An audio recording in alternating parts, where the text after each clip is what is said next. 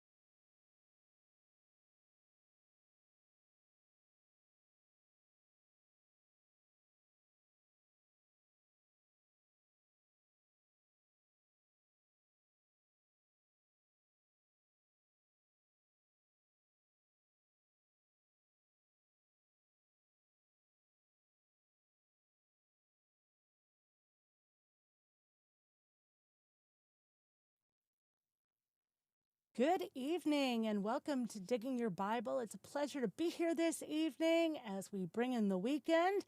This is the Ask the Archaeologist, your opportunity to pick the archaeologist's brain.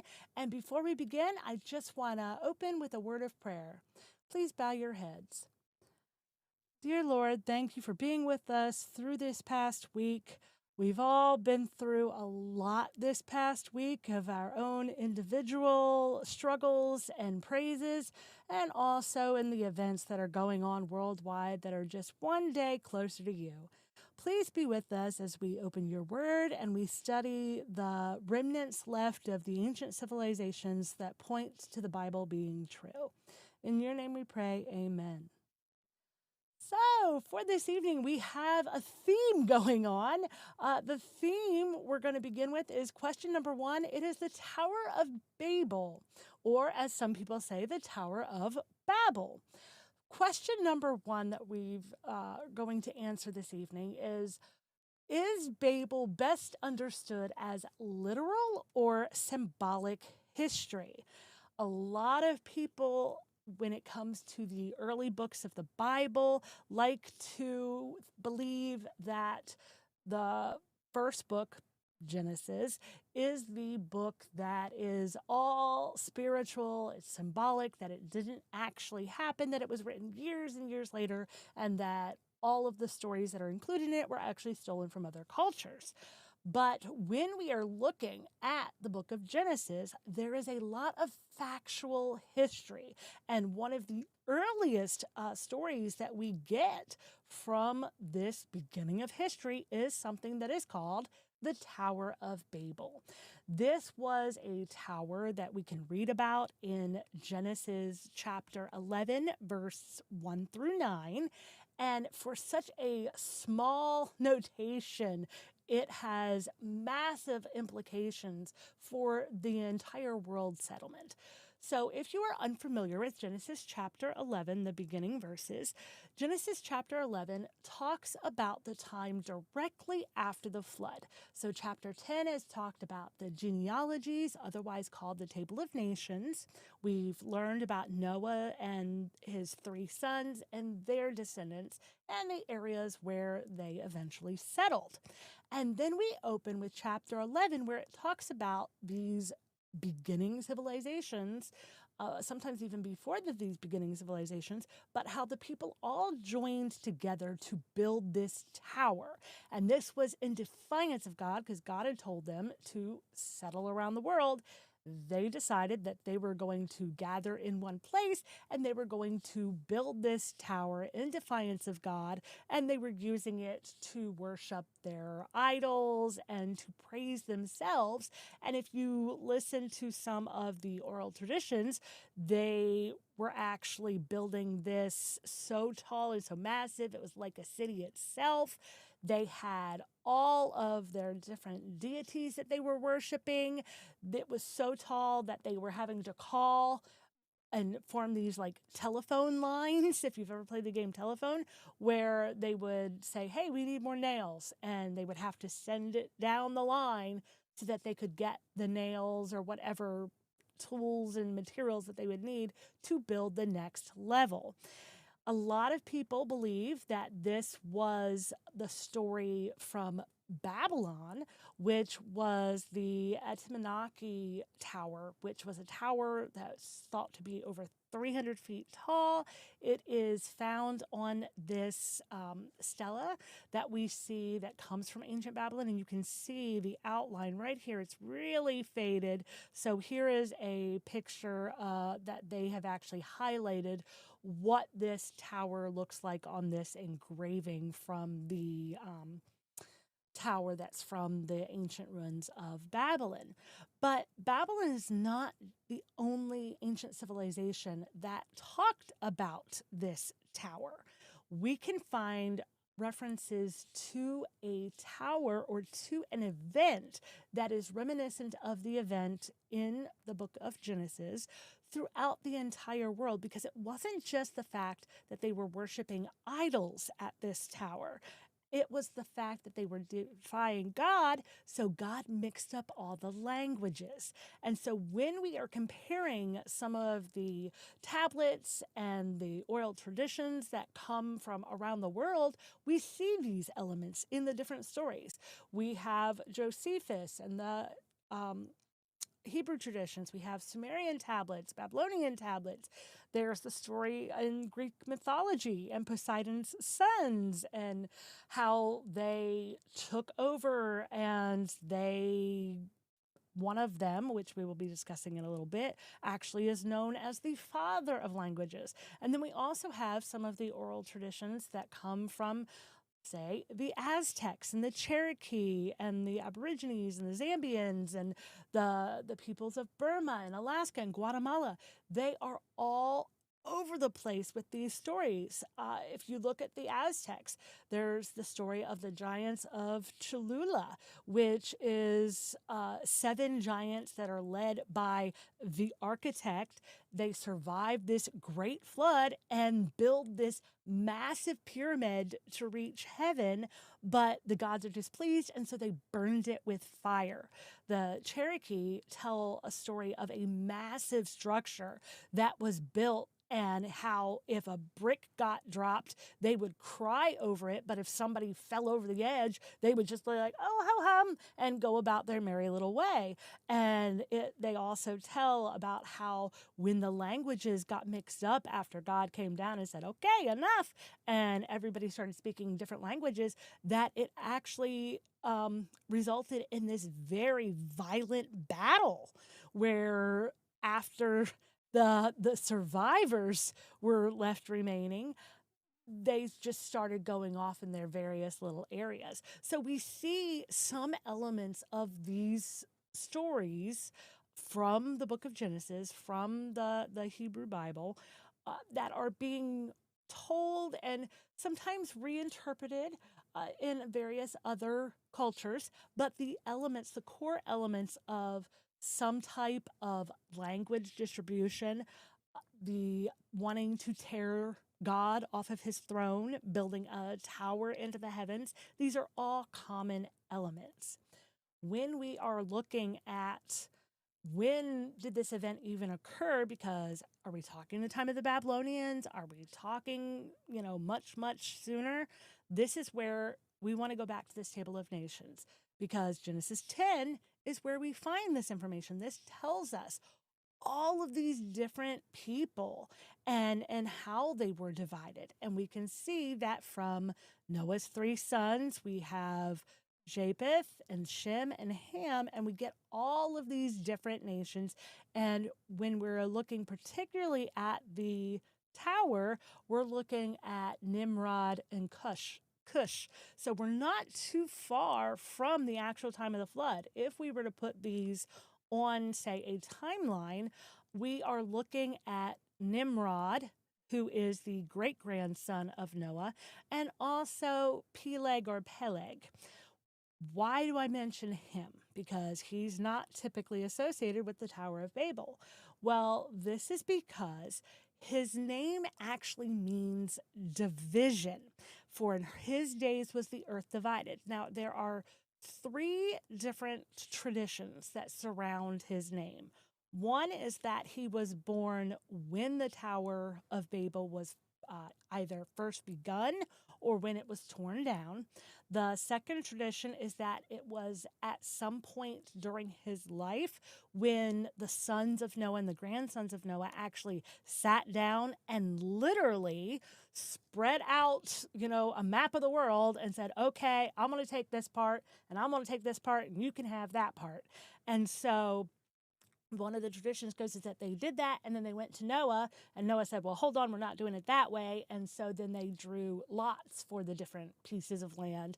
And there are some very detailed ancient records that tell exactly who got what from following this river to this mountain range, and they were extremely specific. So that's another indication that when we are looking at these different traditions and we're seeing some of these writings, that this is not just figurative or spiritual event, that this is actually a literal event, and it's giving you great detail on who got what and where these events are occurring.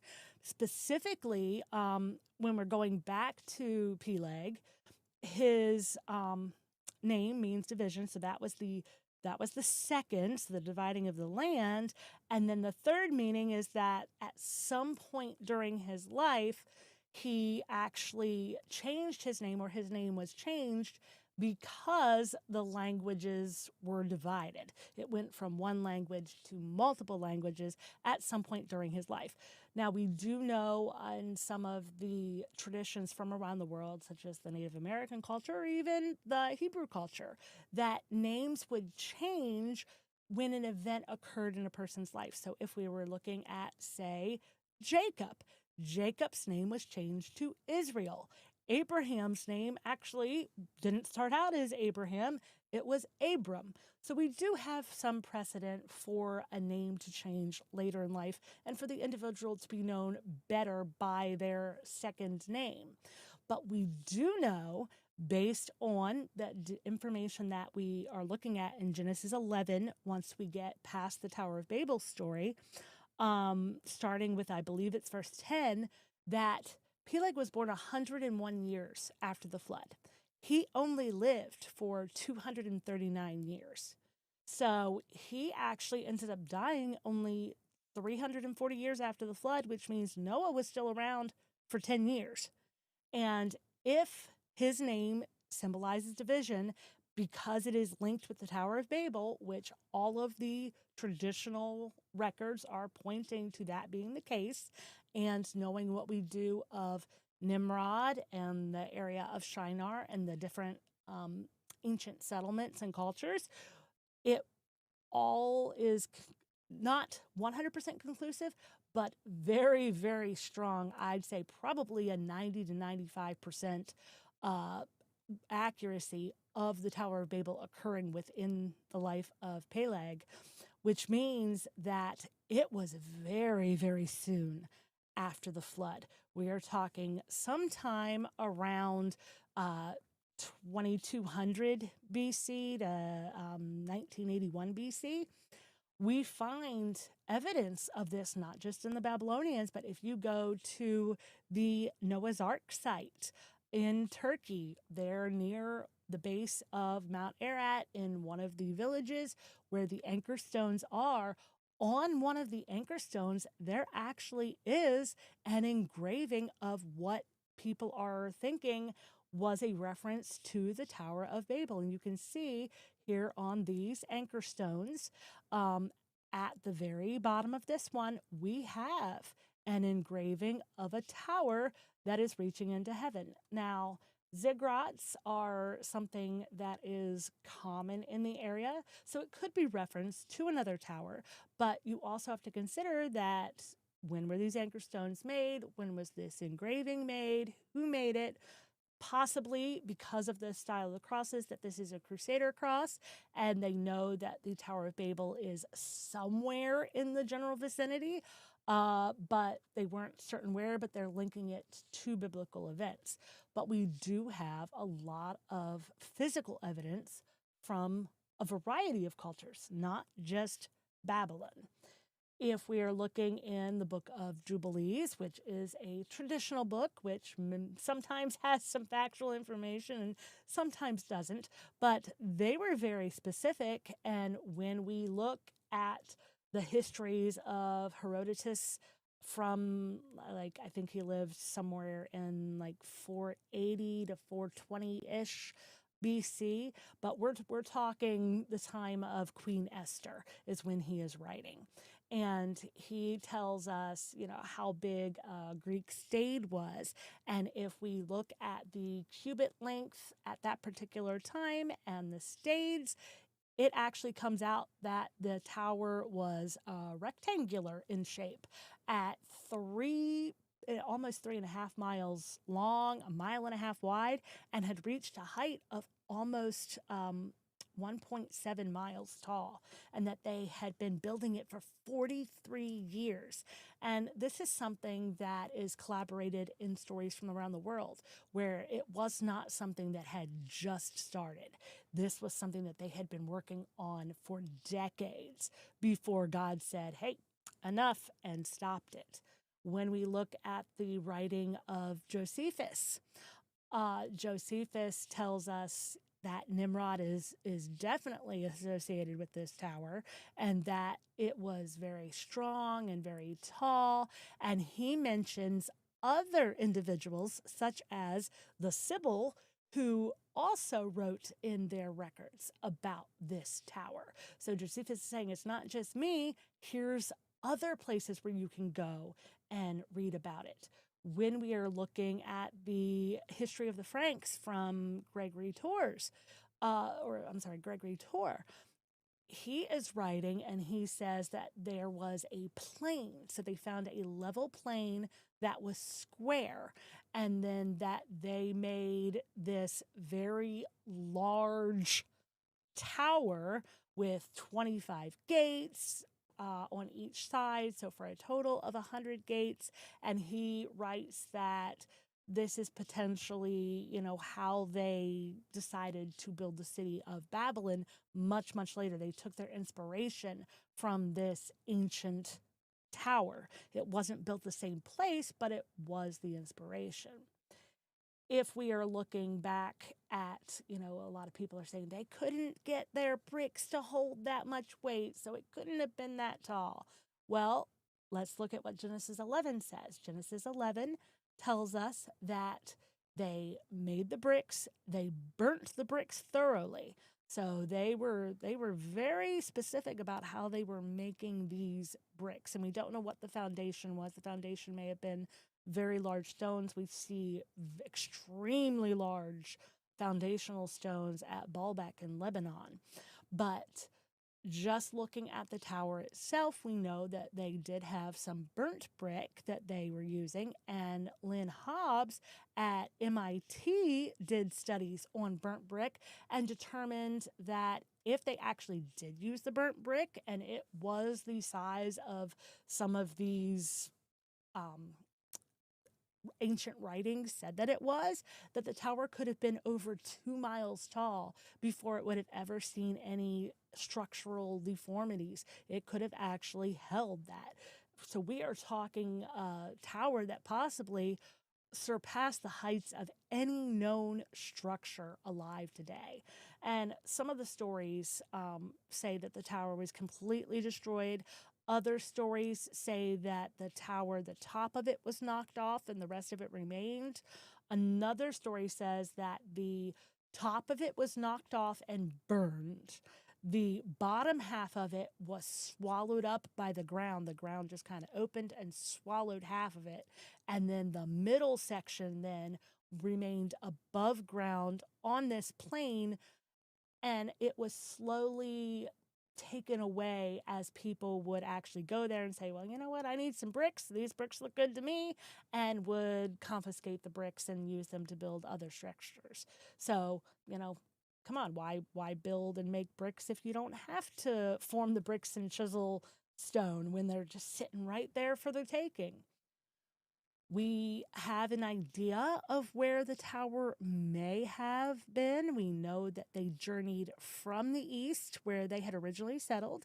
And remember, we are talking, Peleg was only born 101 years after the flood. At this point, the water is still going down. The water levels have not reached what we now know as the water levels. So they're still limited in the range that they can go. We're also looking at Genesis 11, 2 and 9, where it says they journeyed from the east and they found a plain. So if you go to Mount Ararat on a map and you head west from the east, there's really only one region in Turkey that has a nice, large, flat plain where they could have resided. And to this day, in the middle of Turkey, on this flat plain that is surrounded by the mountains, there actually is still a province called Shinar. And at the northwest corner of this plain is a mountain that is called Mount Nimrut or Mount Nimrod. And there's reasons why it is called Mount Nimrod. Now, is the middle of the plain where the tower was? I don't know. But everything that we have indicates that this was a literal construction, that this event was a real event that happened, that this is where the languages and the people started to disperse from. That would make sense, being as we see some of the earliest cultures arising from this region. The Bible does give us a location to search. If you're looking the wrong place, such as down in Babylon, you're not going to find it because it is not there based upon the biblical directions that we have and some of the directions that we find in the ancient writings. But it is possible that it is right under our nose, just like the Pyramid of the Sun in Mexico in 1900. This is what it looked like. And then over the years, they started excavating, and this is what it looks like now. So there is a lot that we simply haven't investigated and haven't excavated, and it could be right there under our noses. But everything that we have so far points to it being an actual event that occurred. Which brings us to our second question of the day, which is, why does Genesis place Babel in the middle of the genealogies of chapters 10 and 11? So when we are looking at Genesis 10 and 11, the story of Babel, it really is. It's right smack dab in the middle, and it does seem a little out of place.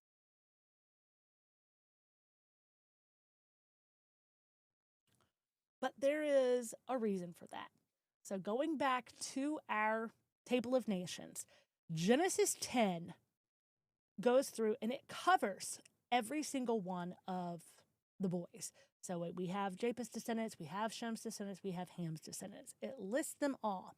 However, when we get to Eber's twin boys, it would appear that they were twins. Genesis 10 lists all of Joktan's kids, but it doesn't continue the line with Peleg. It stops.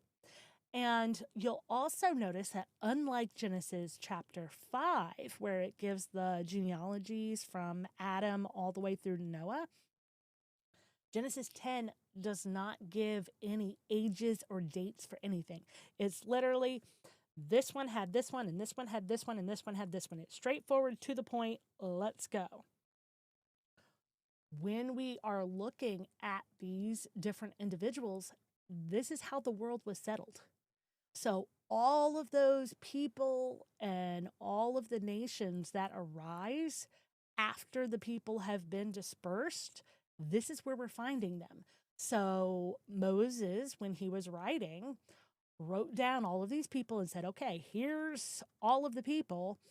Now, when we are looking at these people, you'll notice that we get kind of forgetting from individual names to just, hey, this one is the one whom Philistines came from and whom these ones came from. And we get down to Sidon and Heth, and then it's like, okay, the next son he had, this is where we get the Jebusites and the Amorites and the Hivites and the Archites and all of these nations that later on are going to play a big role in the life of Abraham and Abraham's descendants.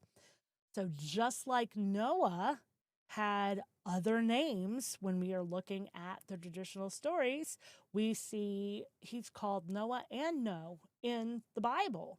Manu in Hindu. Some places still called him Noah, like in China, but also had other names for him.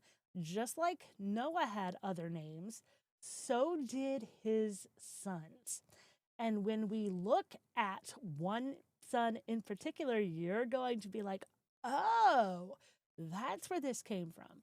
So when we are looking at Noah's son Ham, we see Ham actually show up in the mythology of all of these nations. The Romans had a god that was called Jupiter Hammam. The Greeks called him Zeus, and his name was also Baal Hammam. And we will see Baal pop up all the way over in the land of Israel, the land of Canaan. Remember, they had this god that's called Baal. Some people in various areas, so if you go to northern Africa, the name of the god is Hammam. If you go like to Greece, it's Zeus. The Romans just shortened it later to Jupiter, but it was originally Baal Hammam. And Ham, the son, had sons of his own who were also incorporated into this mythology. His son Cush became the man that the Greeks later worshipped as Hermes. Hermes meaning son of Ham.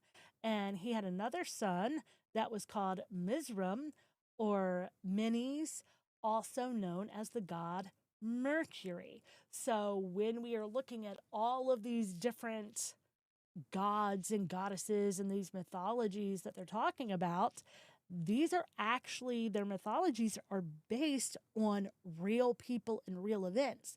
They've just taken them and twisted them so much. And here's a way that they twisted them.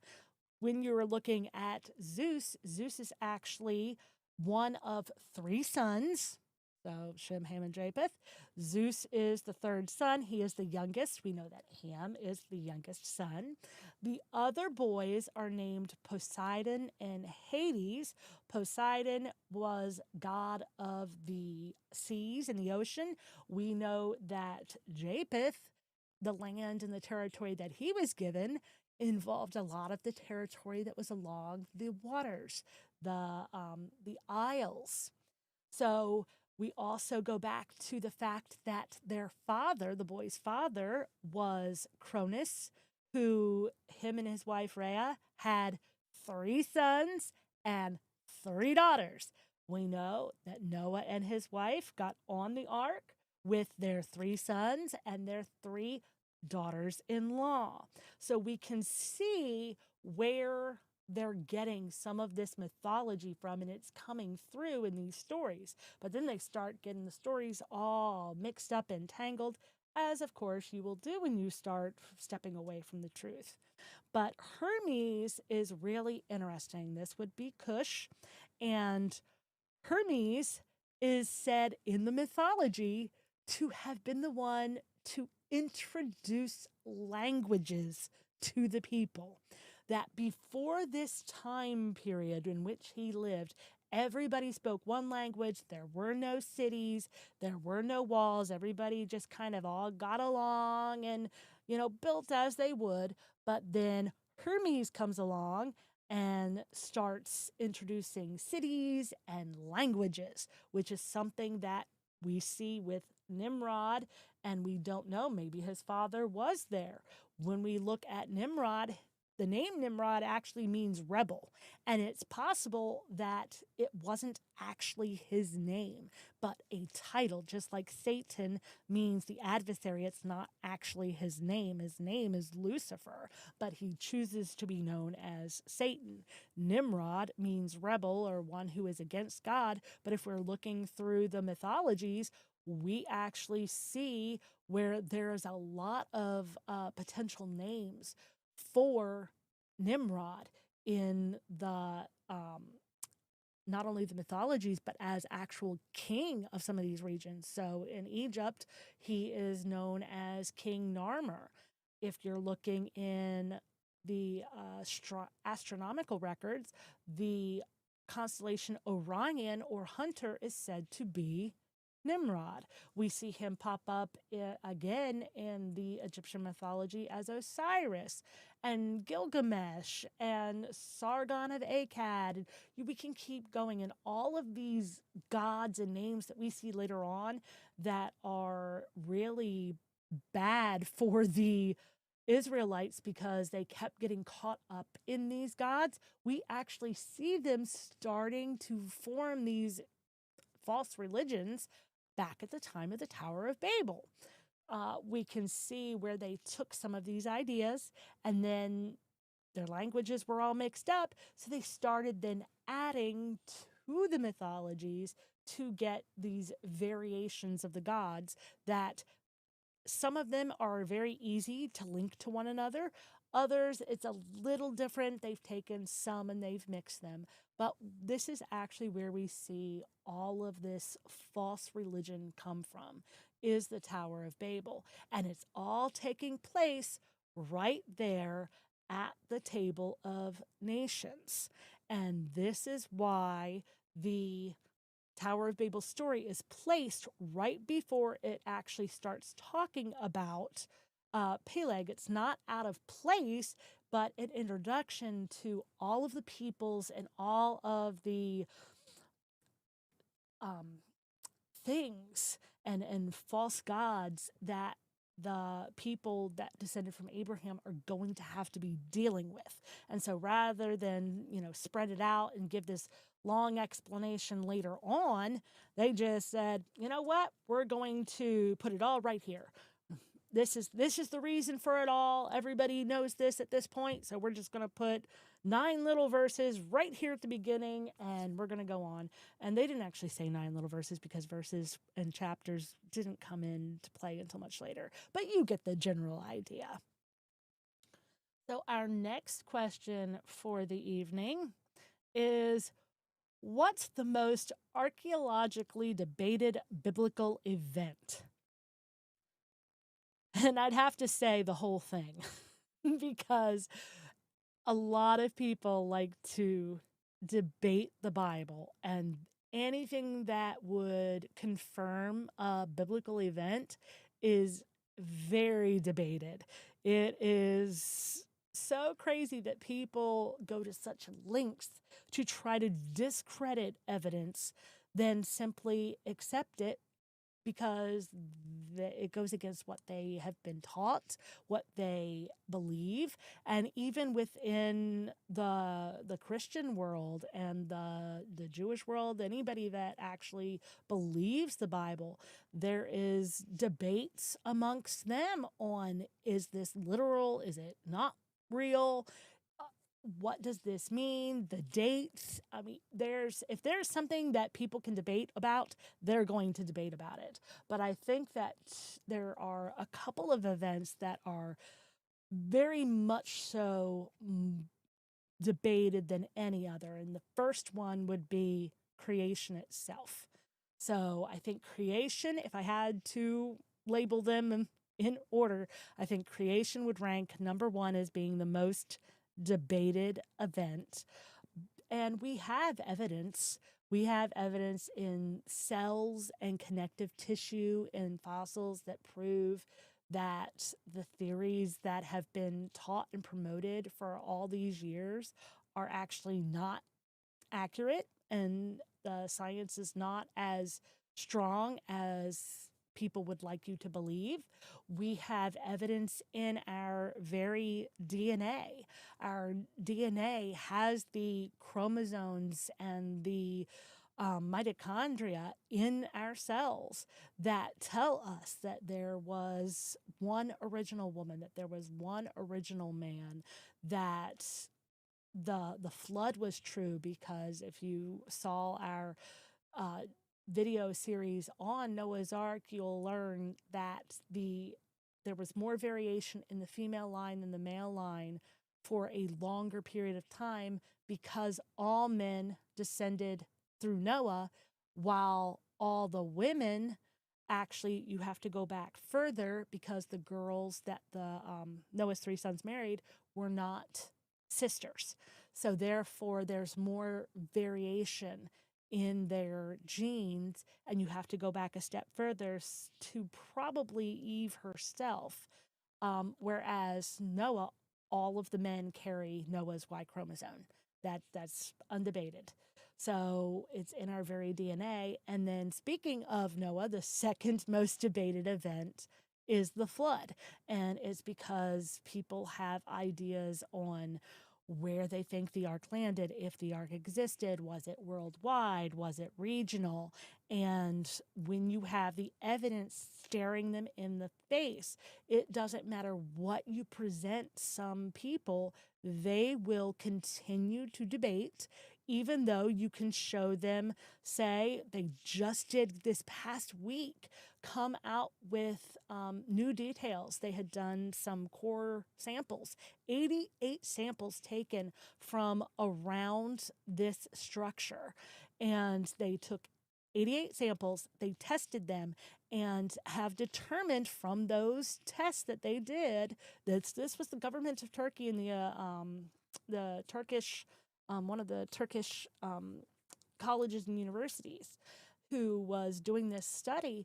They determined that the core samples that they took indicate decaying wood compared to outside of the structure, which did not have those same decaying wood features. So every time that they do studies on this structure, it just proves more and more that, hey, this is something that is not normal. This is not something that is just random. Hey, it's geological, there's nothing to it. It's actually real. This is something that is man-made. There is something to this, and people continue to ignore that. They ignore the scans that show right angles in rooms. They ignore laboratory reports that show that these things are not natural. These had to be processed. They ignore the fact that, hey, we have giants, and that giants did exist, and that they are associated with this region. They don't even want to consider the fact that this might be true and actually investigate this more. They'll just sit there and flat out tell you that there is no evidence for giants when there is so much evidence for giants if you will actually sit and look at it. The problem is that it is not the accepted evidence, because no professional archaeologist and anthropologist is going to admit this, because then they would lose all of their funding. So rather than somebody be brave enough to say, you know what, I have the credentials for this, let me actually go and take a look, or let me actually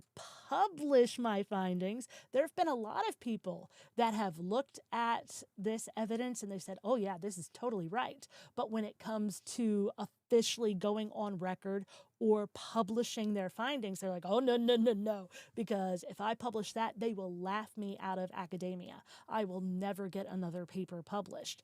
And we shouldn't fear that. If it is something, if we're truly approaching this scientifically, that shouldn't be an argument. It should be, okay, you've published this, let's investigate this, let's look more. That's what learning should be about. But unfortunately, there's a lot of individuals that are sticking to their